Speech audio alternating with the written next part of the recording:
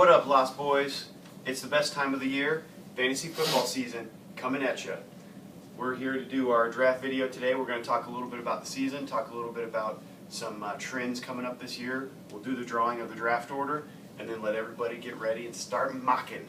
Oh man, it's that time of year already, guys. It feels like just yesterday we were sitting at Cass's house doing this video. We had our mock, and we said a lot of things during that video that came to fruition.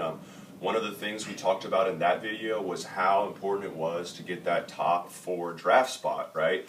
We made it clear when we were talking about it that there was a clear tier of those main running backs last year. Well, you look at the playoffs, and who made the playoffs last year? The guys who got those running backs, 3 of the teams that got those running backs, and here's our winner right here sitting next to me, the guy who got it's ironic, the guy who had the first pick in the draft, he won the title, but it wasn't because of that first pick. It happened to be with his second round pick in the Gurley. Historically, the best 3-game stretch in fantasy history last year. Carried him to the title, got his first ring, so congrats, buddy. Thank you. It's been a long time coming. I'd like to thank my parents for their support. I'd like to thank Amy and the kids for always loving me and letting me do mocks and fantasy books. I'm just kidding. But yeah, you're totally right. And I think it's kind of the same this year. Those first 4 spots give whoever gets those core blue chip bell cow running backs, it gives them a huge advantage in the league. It's just steady high points at a position of relative, not a lot of depth. So yeah, he's 100% right. Last year we looked at Bell, Zeke, David Johnson as the prime guys. This year you're looking at Bell, Zeke, David Johnson, and Gurley this year. The Gurley man. So you got the 4 studs at the top, and then I think majority of the consensus throws in Antonio Brown with that group as like the 5th guy maybe behind it. So the top 5 this year, in my opinion, is pretty set in stone. But you never know in our draft. That's the best part about our draft is it's different every single year. I mean, shit, look at me. I was a retard last year and took Jay Ajayi, 4th overall.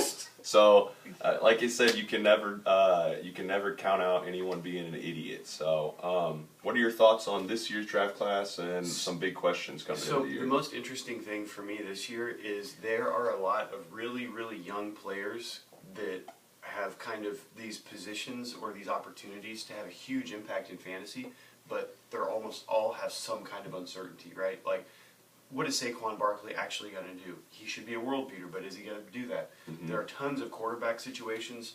What is Patrick Mahomes going to do? What is Deshaun Watson going to do? Yeah. He was lighting the world on fire. Is he going to keep doing that? There are a bunch of young running backs that have the talent to be really successful, but including rookies and second-year players, but we're not really sure if they're going to continue that trend, if they're going to come back from injury, if the situation they're in this year is going to be productive. So that's the thing that's most interesting. There are a lot of unknowns, and some of those unknowns are first and second round picks, so you're going to have to gamble at the top of the draft on some of these players that, frankly, we just don't know what's going to happen. Yeah, he's right, and he mentioned one of the key ones, Saquon. Saquon is a huge wild card. We've seen in the past few years rookie running backs, especially rookie running backs that are taken high in the draft. They do extremely well in their first years, and Saquon may be the most talented of any of those guys. He goes to a Giants team who has Odell. They have Eli, who is what it is, but they did improve their O-line. How high does Saquon go? I mean, he technically can be warranted to go 5 or 6, even that high. He can be warranted to go, early second round or at the end of the first. He's a really big wild card in this year's draft. The thing that I'm most interested to see this year, and we talk about this every year, is quarterbacks. I think everyone in our league may finally have realized to wait on quarterbacks. Now, as a player in the league, I shouldn't be saying this, but right now we're neutral people talking about fantasy football. We have not had a year yet where a quarterback wasn't taken in the first round. I think A-Rod was taken last year. Cam Newton was taken the year before. So my prediction about that is this will be the first year ever where there was not a quarterback taken in the first round. What are your thoughts? I think so. I think we'll still see that. I think A-Rod sitting at the very end of the first round, if he makes it that far, is just going to be too juicy. You think? I think so. I think somebody. I think somebody sitting in the 9 or 10 spot. We don't know who that's going to be, obviously, but if A-Rod's sitting there, I can see them pulling the trigger on that. Well, you never know. I mean, A-Rod is what it is, but we said that about him last year, how it was it's a safe pick and it gets you the points, and then, of course, A-Rod gets hurt and it blows up in your face. So And he loses Jordy Nelson. Exactly. So that team could be different, but he's so talented, he's going to produce with whoever he's got. Yeah. He should, at least, if he's healthy. So, kind of like what Cass was saying, this year's it's a big toss-up, and you never know who can win. Cass got his first ring last year. We have Cal coming back to the league. Cal, welcome back, buddy. Welcome back, Cal. It's good to have you.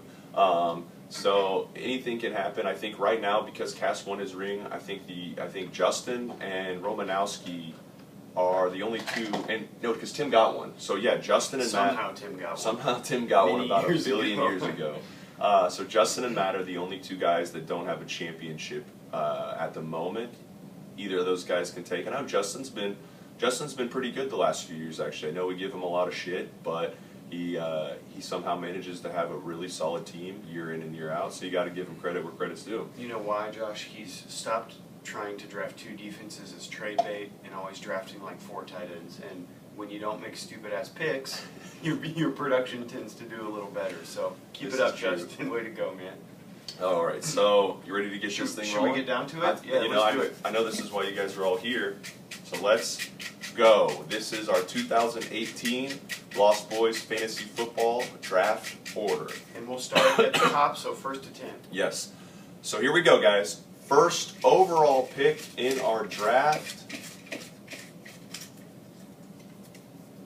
goes to Calzone. Cal Congratulations, Cal. comes back to the league and he gets the first overall pick. Has his choice among Zeke and Le'Veon and Gurley and David Johnson, or he could throw a curveball and go any. He gets, Sean McCoy, who knows? you never know with Cal, guys, and he's back and he gets that first overall pick, which is huge, buddy. It's huge to get yourself on the right foot. All right. Here we go. Second pick. Second pick in the draft.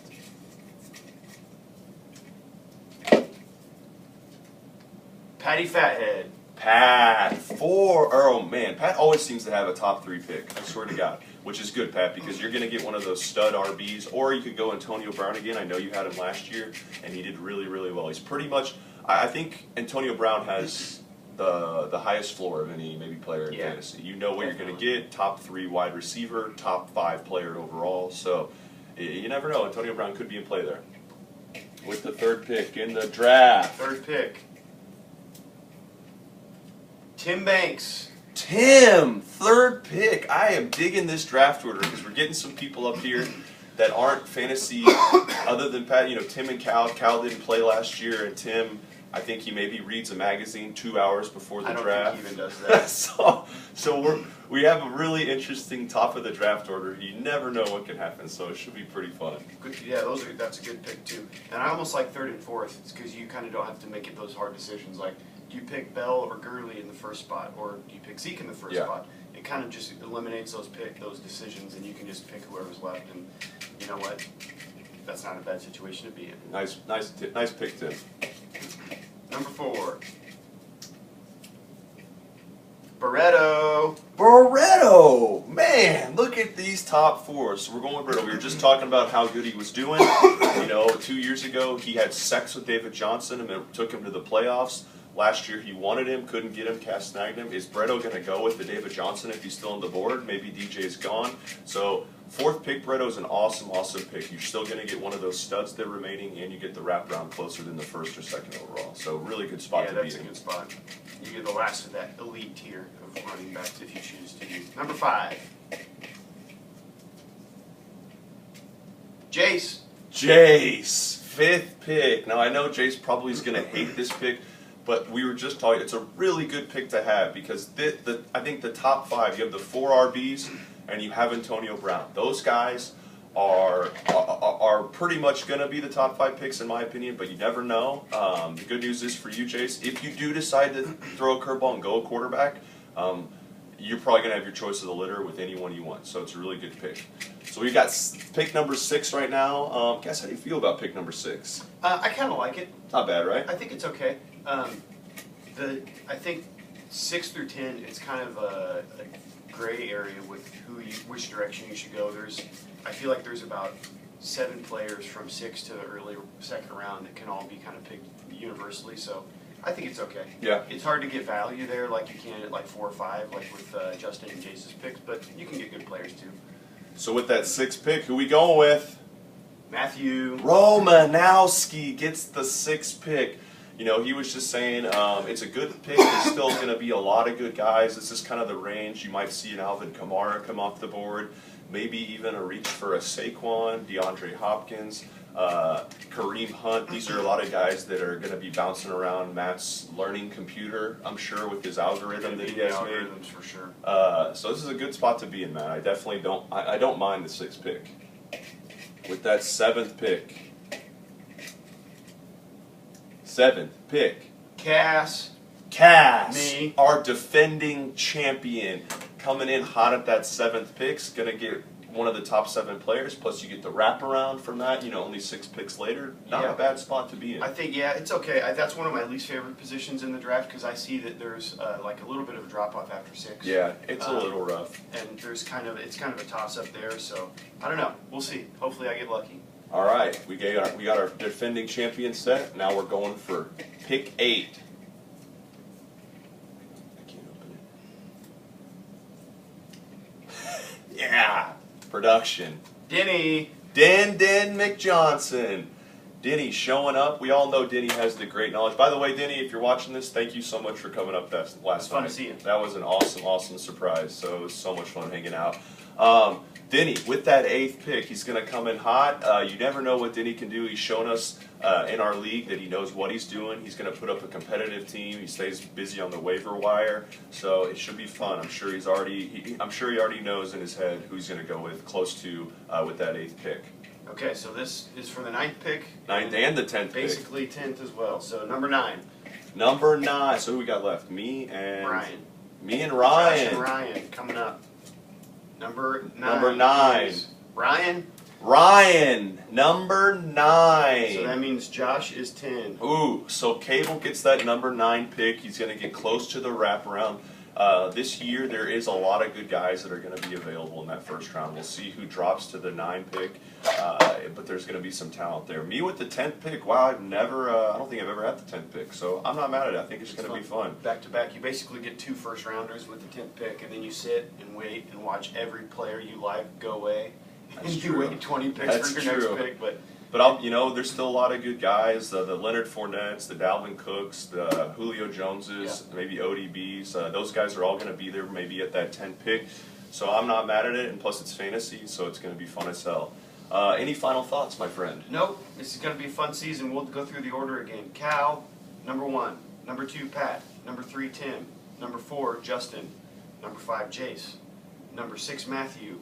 Number 7, your boy Cass. Number 8, Denny. Number 9, Ryan. And last but not least, number 10, Josh. Any final thoughts from you, Josh? No. I think since we got you guys all on video and you got to be watching this stuff. All of it, every second. We got to figure out what we're actually doing for the draft, guys. I keep trying to throw out texts and no one responds. I'm totally for whether we want to go travel somewhere, if we want to stick to the normal, thing where we come here, we party for a day and a half, and then we have the draft at my house. I'm totally down for that. We all love that as well. So I think I'm up for anything. I think it'd be good for all of us because I know how busy we all are. Let's just get it on the schedule in case Pat needs to book flights, or if we go somewhere, if we all need to book flights, we can kind of get them booked as soon as possible to save us some money. What do you think? Yeah. We just need to figure it out. So let's start a chain. We'll send some texts around, throw some ideas out. We could go up to Michigan if people are okay with driving all that way. We could go to St. Louis. We could go to Iceland. Apparently, there's a flight to Iceland for like $70 from St. Louis. That's pretty cool. Or we cool. could just do here. So think of it, guys. Throw some ideas out, and we'll all come together with a vote and plan something fun. All right, guys. Well, that is it. That's our 2018 Fantasy Football Lost Boys Draft Order video. I hope you guys enjoyed it, and we will see you soon.